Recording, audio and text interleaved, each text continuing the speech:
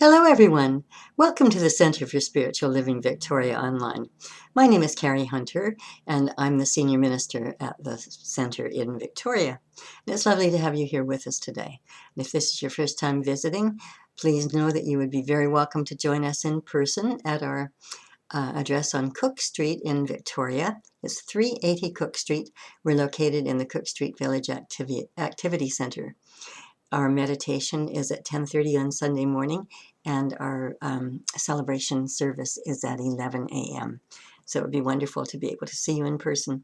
Meanwhile, happy to have you here online with me.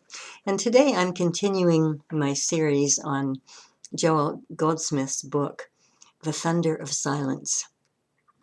And I feel moved to share an experience with you. A couple of weeks ago, two people came up to me independent of one another and said that they really needed to talk to me about my first talk in this series. And I said, sure, what's it all about? And they said, well, we don't understand why you told us not to pray. And I thought, gosh, that's kind of amazing because I don't recall ever saying such a thing. And then as we spoke, I understood, how they got that impression. Because I was talking about Joel Goldsmith's approach to prayer, where he said, you always pray in silence, do not use words. We use too many words. And one of the things that he was referencing, of course, is that we often learn things by rote, and we repeat them over and over again, and they don't have any meaning to us at all. They're just words, words, words. And as I thought about that, I was thinking about the Lord's Prayer in particular, because I learned that as a very young child, and I had no idea what it was about. I memorized it, but I didn't have any idea what it was about.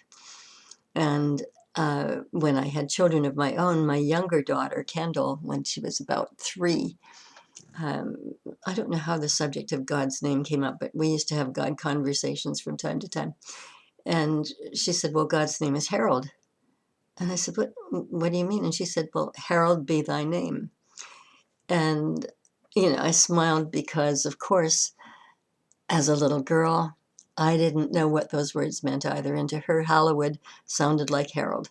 So God's name was Harold to her. But that's really precisely the point that Joel Goldsmith was making. When we repeat things over and over and over again, we're not thinking about what they mean.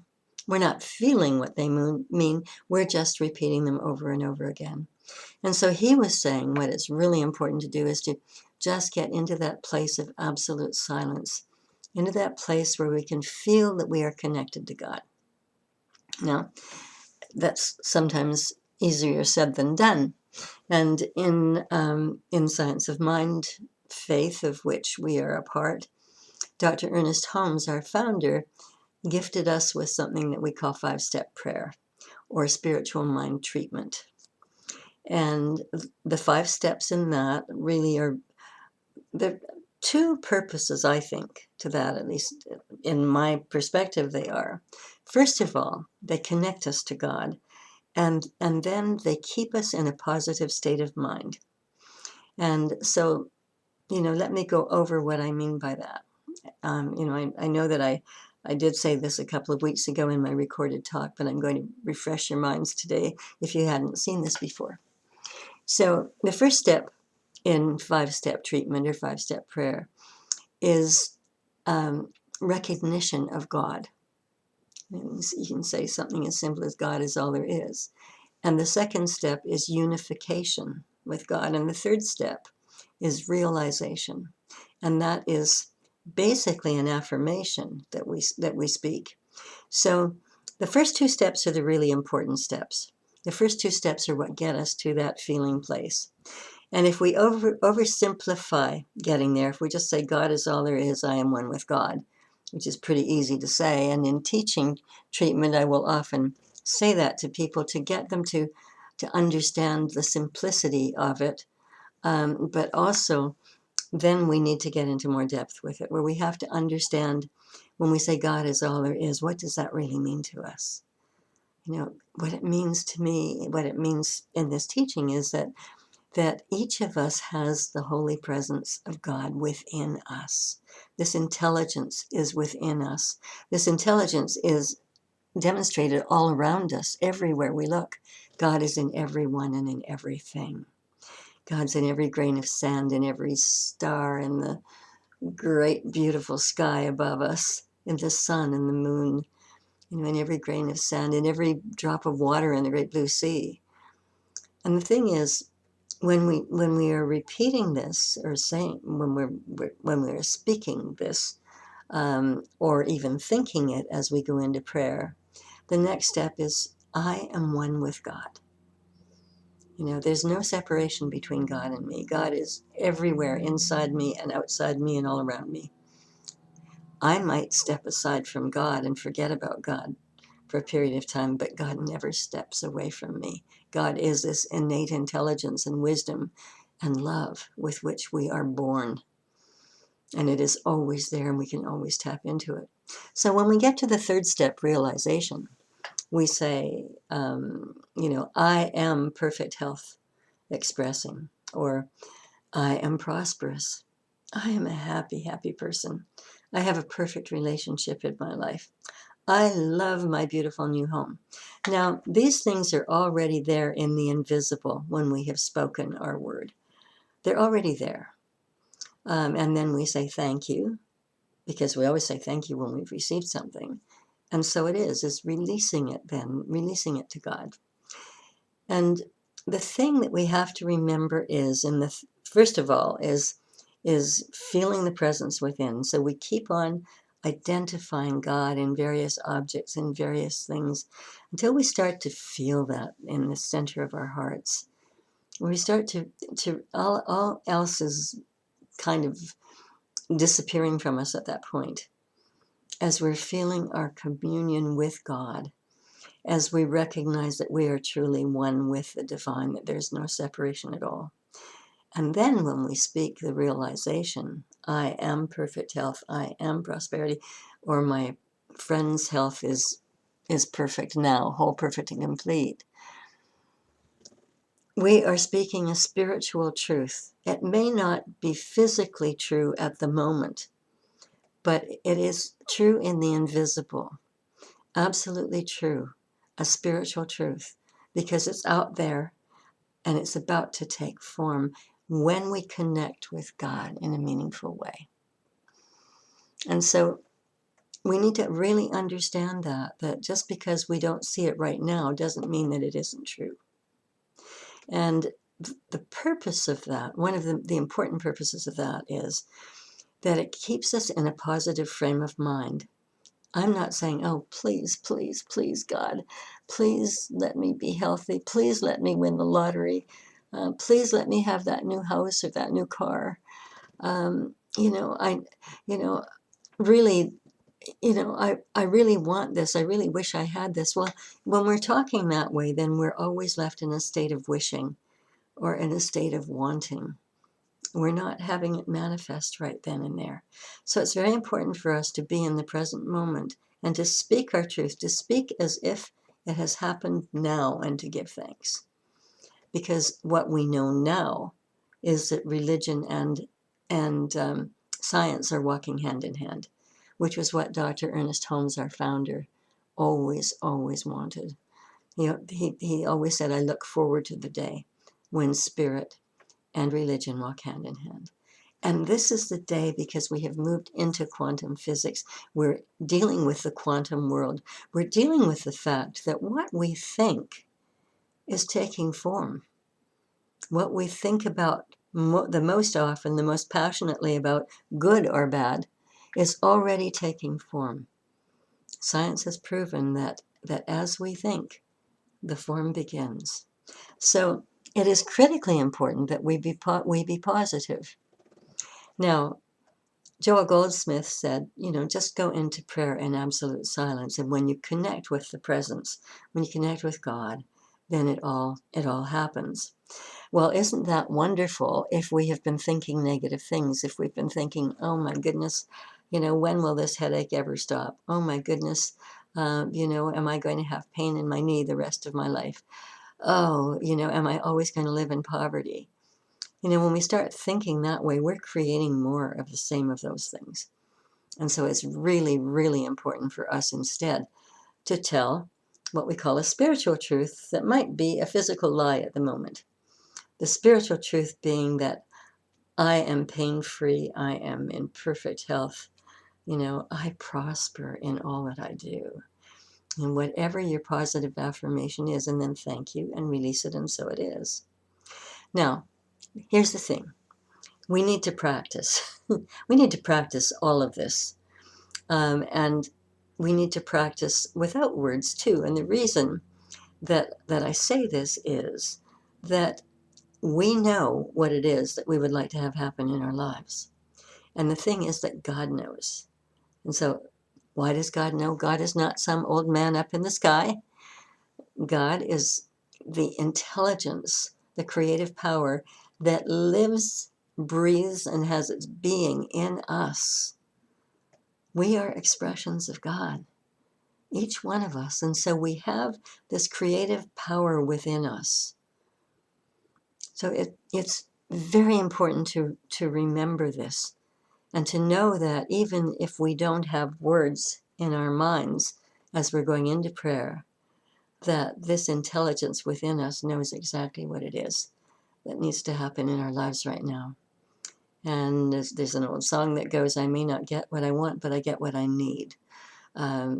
So again, this intelligence knowing, absolutely knowing what it is that we need in our lives, what we need right here in our lives right now, so that we can move on to the next level. And I hope that that is clear. If it is a new concept to you, if you haven't been in this teaching for very long, it's really important to think about those things. And then you have the choice when you're going into prayer, either just be in the silence, knowing that God knows what it is that needs to be done here.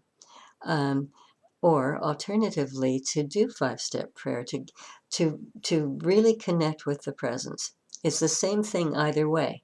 If you go in the silence, then you wait until you can feel that presence within, till you can feel that love within, which, for me, I don't know about everybody else, and I haven't ever basically run a poll on this. But for me, it is a feeling of warmth in my heart center that begins I begin to feel the warmth, and then I feel it spread throughout my chest and sometimes throughout my whole body. And that's when I know that I'm connected. And so it takes practice to do that. And I remember when I was, a young student minister, I was so connected all the time because I was reading the textbook every day. That textbook went with me wherever I was going. If I was going to a meeting, it was in my car, and before I went into the meeting, if I had extra time, I would sit and read it. If I was going to be waiting in a waiting room somewhere, I would be reading it. I would read it when I got home at night. It was constantly with me, and I was never out of place with that beautiful feeling. I would love to say that lasted. It lasted until until I really got into ministry and ended up doing a whole lot of administrative work as well as ministerial work, where I didn't have the time, or I didn't make the time, I have to say, to just sit in the silence. I do have a regular spiritual practice every morning, and it usually lasts for an hour to an hour and a half, where I pray and I meditate, and I feel that feeling. Typically, when I finish, the feeling disappears. I don't like that very much. I really like to stay connected all the time. And so reading Goldsmith at this point is actually making me commit to practicing this more for greater periods of time, for absolutely taking the time to experience this feeling, because life works so beautifully when that happens. So being connected with the presence does not mean that we never speak words. It does not mean that we don't pray. That is a form of prayer. We have to do also what works for us. And so if it works better to have words, then it's a matter of being careful what the words are. Be careful what we think, because we are creating form with what we think. So it is really, really important to be clear and to feel that presence, to feel that love, because that's when it all starts to really, really work for us. You know, it's a time when we are all becoming mystics. You know, I'm not there yet. I'm not an Ernest Holmes. I'm not a Joel Goldsmith, that's for sure. But that's who I aspire to be. And if I aspire to be that, then it means that there are certain things that I must do in order to maintain that connection. And it's a beautiful, beautiful place to be, and it is worth every moment that I spend in it. And I promise you it will be worth every moment that you spend in it as well. And if you need to know more about this, if you're unfamiliar with it, feel free to pop me an email or give me a phone call. And I'm happy to discuss it with you. And so at some point after Christmas, I will be doing a foundations class, which, if you would like to join it, will really take you through the basics of this teaching, and will make it something that you won't forget. I was remembering again a story that I have told at my center when I was just a ministerial student. And there was a member of the congregation who called me one evening and said that she wasn't feeling well. And would I please pray for her? And I said, of course I will. She was an elderly woman. And so she said, she also asked, when you're finished praying for me, could we just sit in the silence? You know, therein is a combination of what Joel Goldsmith teaches and what Ernest Holmes teaches. Both of them does teach that we need to feel the presence. It's how you get there that makes the difference. And so I said, yes, that would be absolutely fine. So I did a prayer that was rather long-winded. And then at the end of it, I said, no, let's just sit in the silence and just allow ourselves to listen. And we did. And I don't know whether it was 15 minutes or a half hour later that I stopped. But what was happening to me immediately that I said, let's go into the silence, is I felt as if my heart was just exploding with love. And I had tears pouring down my cheeks. This had not happened to me before. And after whatever length of time had passed, when Barbara started to feel well again, she said to me, it is done. I'm fine. And she was sobbing. We both were sobbing. And so I spoke with her on the following Sunday at church because I had always wondered what it was that Ernest Holmes thought about, what his words were when he prayed, because I read that he always prayed in silence. So I assumed that he had certain words that he used as he went through this. And he was a marvelous demonstrator. I mean, whatever it was that he was praying for, he knew it would be done in 2 weeks or less. Sometimes it would be immediate. And so in the silence, feeling this huge love pouring through me, it was the answer to my prayer to Ernest Holmes. You know, what is it that you were thinking about? He wasn't thinking about anything. He was feeling love. Feeling love, and love heals everything. This is not romantic love. This is pure innocence. It is the beauty with which we were born. And if we can but remember that and go to that place and practice until we get to that place, our lives are going to be uplifted in magnificent ways. So, into the thunder of silence today. Joel Goldsmith also talks about, well, he talks about everything spiritual, but he also talks about some history, which I found to be really interesting, some of which I knew about and some of which I didn't. And one of the things he said, which of course I did know, is Jesus was not a Christian. Jesus was a Jew. He was not a Christian. And so he went about teaching, and he was teaching something different. He was a radical. He was a rebel. He was teaching something different from what was taught in the Old Testament. And Joel Goldsmith said something interesting I really liked, and that's that Moses brought us the law, and Jesus brought us love. Now, the law, of course, being 10 commandments that were allegedly carved on 2 enormous stone tablets that Moses carried down a mountain and gave to his people.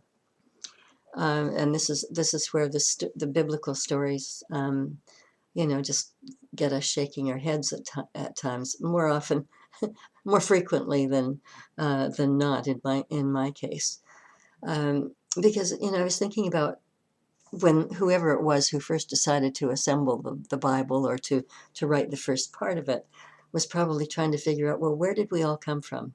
Where did everything come from? Where did the stars come from? Where did the moon come from? Where did the sun come from? And of course, this story was created that God created the heavens and the earth in 6 days and created mankind, humanity, in 6 days, and then rested on the seventh. And part of that was that he created Adam from dust, and Eve was created from a rib of atoms, and they lived in the Garden of Eden. The title of my talk today is Living in Eden.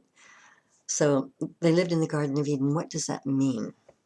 It means they lived in paradise. They lived in innocence and beauty and love. And there was in that garden something called the Tree of Wisdom. And the Tree of Wisdom contained reference to good and to evil. And as long as Adam and Eve followed the directives that they were allegedly given by God, then they lived in paradise. But of course, there's a story that a serpent, a snake, persuaded Eve that she should persuade Adam to eat an apple from the Tree of Wisdom. And in doing so, they fell from grace and they had to leave the garden.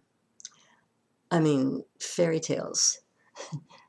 Who can really believe that story? And what we need to remember, too, is that the earth was very, very small in the eyes of those people.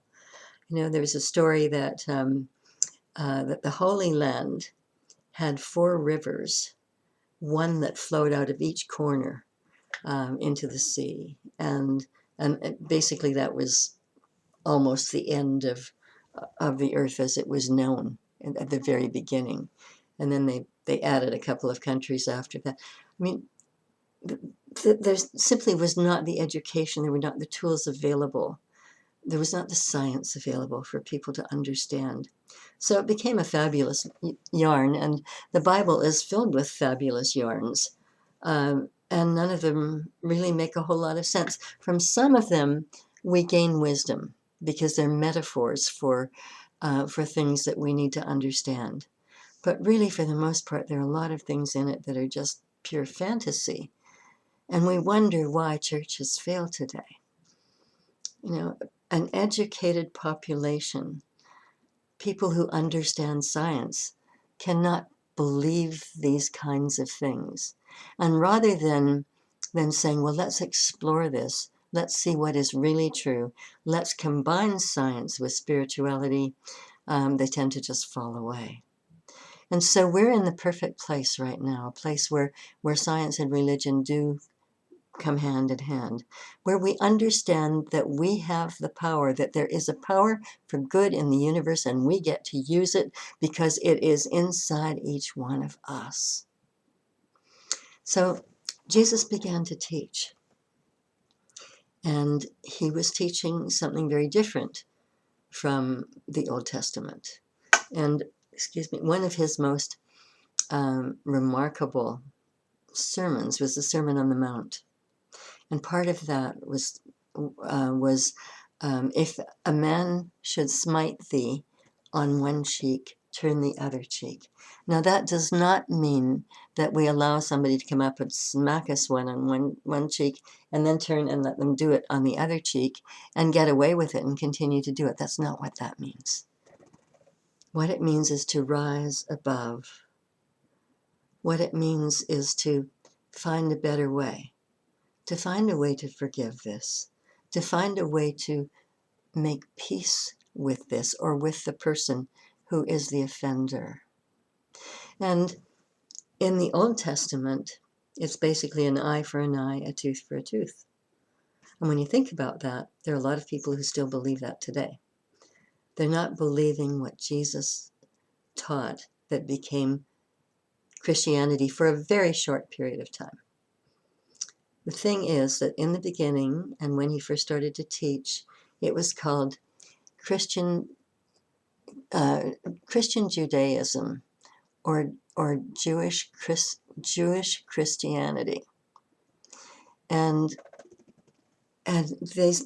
there were these new ideas, new thought that Jesus was sharing with the world. We call, in our teaching, we say it's new thought, ancient wisdom. Well, that was part of the ancient wisdom. The thing is that after 300 years, long after Jesus died, the Council of Nicaea met. It was in 325 AD. Nicaea being present-day Turkey. And a group of priests got together and determined what was going to go in the Bible. And you can bet a lot of the juicy bits were left out. However, there were a lot of the manuscripts were hidden. Some of the manuscripts were in the form of the Dead Sea Scrolls, which are now being translated into English, that are basically what we teach. It's phenomenal to find that those are the things that Jesus actually said, rather than what was printed in the Bible. And at the Council of Nicaea, various scriptures were put together to become what was called the Holy Bible. Greg Braden talks about amazing spiritual teacher and scientist. Talks about going to St. Catherine's retreat on Mount Sinai and going through Hebrew texts. He said something like 2,000 of them. And he said when the Bible was put together, he reckoned that there was an enormous table and everything was piled onto that table, and those things that fell on the floor stayed on the floor, and those things that were still on the table got put into what was called the Bible. It didn't sound tongue-in-cheek when he wrote it, and when I read it, it may have been, but basically I think he was stating something that was true. So many things were left out of the Bible that today we know actually were put in them. But what was really interesting at the time is that instead of teaching or just saving the Christian teachings, which were then acknowledged as Christian because they were from the Christ, from Jesus, they decided to put in the Old Testament as well. So the Old Testament and the teachings of Jesus got put together. And so an eye for an eye, a tooth for a tooth became perfectly realistic. As some people would look at, turn the other cheek, or say turn the other cheek. But more often, as we look at history, there was revenge that was taken as opposed to turning the other cheek, as opposed to forgiveness. So really interesting thing to think about, that at that point, Jewish Christianity was dropped and Christianity remained. However, Christianity did contain the Old Testament as well. And we're suffering from that in the world today. Interesting stuff, and frustrating for us when we see the people who acknowledge these as truth. And yet we bless them all. We know that we're all from God, and we pray that we will all be brought to the truth at some point, that we will understand it, that we will own it, that we always realize that we as humans are at choice. We get to choose what it is we're going to believe. But that means thinking about it. That means sitting back and saying, does this make sense at all? And what does make sense? And what is the science today? And when we do those kinds of things, and when we sit in silence to listen to the answers, then the truth does come to us. And I love what Ernest Holmes always said, and that was stay open at the top. We're not done yet. We will continue to learn new things. Quantum physics did not exist or was not named when he was a young man. He was speaking ancient wisdom, and he didn't know about the quantum field, and yet he completely understood how things were formed, how our thoughts and our words meant something, that they could create form. I was thinking about this week and remembering a beautiful story. It was after 9/11. 6 months later, when the rubble was still being cleared, there was a fireman who picked up a piece of rubble, and fused into the rubble was a tiny fragment of a page from a Bible, fused into the rubble. And what that little bit said was, "If a man shall smite thee on one cheek, turn the other." I mean, when I heard that, I had chills, God bumps all over my body. It still brings me to tears to think about it. That out of all of that rubble, not two towers that went down, 3 towers went down that day. Nobody talks about the 3rd tower. It just collapsed. A plane didn't hit it. It just collapsed after the initial 2. But imagine finding that bit from the Bible, from the New Testament, from Jesus' Sermon on the Mount. Imagine finding that. It was already too late for people to think about that or to do anything about it, because what happened, of course, was the United States government chose to bomb Afghanistan, something which, a war that continued until just recently, when America pulled troops out of Afghanistan, and that country is still suffering. I have a dear friend who's a minister. Her name is Angelica Taggart. Angelica has a center in Eureka, California, and she lived in Vancouver for a period of time where we became fast friends. And she is one good woman, I'm telling you. And she said right after 9/11, what if we could look into the eyes of the Taliban and say, what is it we have done that hurt you so much? What is it we have done that hurt you so much? And how can we fix it? Think about that. Think about how powerful that is, rather than gathering together all of the military and going and bombing another country. What have we done to hurt you so much? That to me was just some of the most meaningful discussion that she and I ever had. And then to be reinforced 6 months later by firemen finding that piece of scripture fused into some of the rubble. And that piece of rubble exists today on display for anyone who wants to look at it.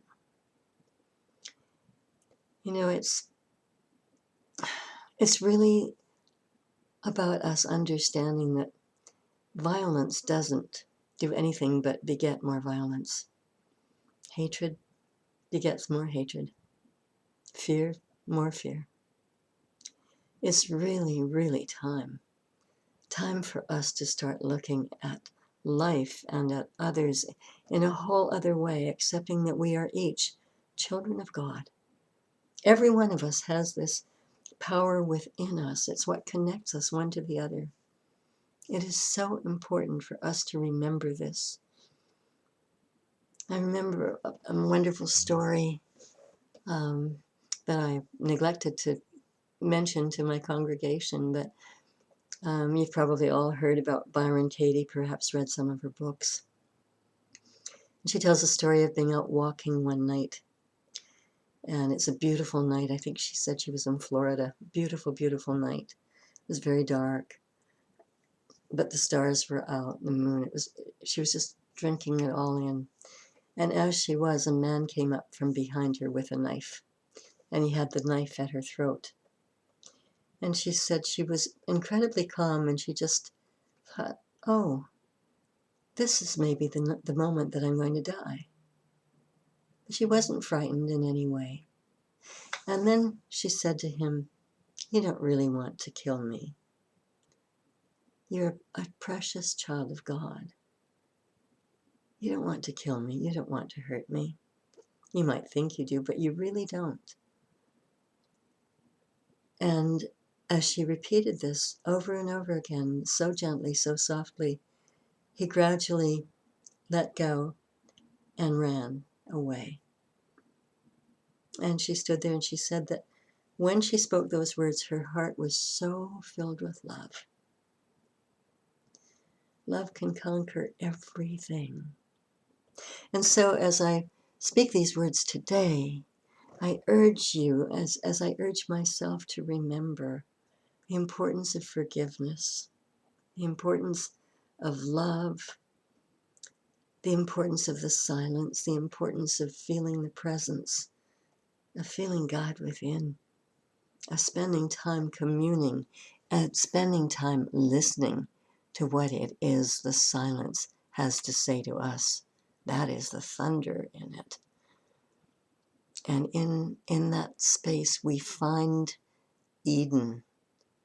We start living in Eden, in paradise, in innocence, in love, and in grace. And so it is. Thank you so much for being with us today. If you like what you've heard and you'd like to drop in to see us, we would love to greet you there.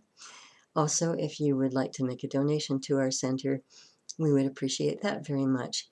Simply go to our website, www.cslvictoria.org, and there's a button there that says donate, and it will take you to PayPal, where you can either donate through PayPal or through a credit card. And we're very grateful for that. Or alternatively, you can send an e-transfer to donate@cslvictoria.org. Either way, it will get to us. And we're very, very grateful for that, because that's what keeps us going and helps us to grow and to prosper our ministry. Again, if you would like to get in touch with me, should you need prayer, I have a wonderful spiritual team, and we pray for people all week long. So if you're in need of prayer, please let me know. You can email me at revcarrie, that's REVCARRIE, at cslvictoria.org. That's revcarrie@cslvictoria.org. We're very happy to put you on our prayer list. And if you do want to speak with me, just pop me off an email at that address, and I'd be very happy to communicate with you as well. Thanks again for being with us today. Have a wonderful week. Have a peaceful week. Have a week where you really feel the love. And so it is. And I hope we'll see you soon. Bye for now.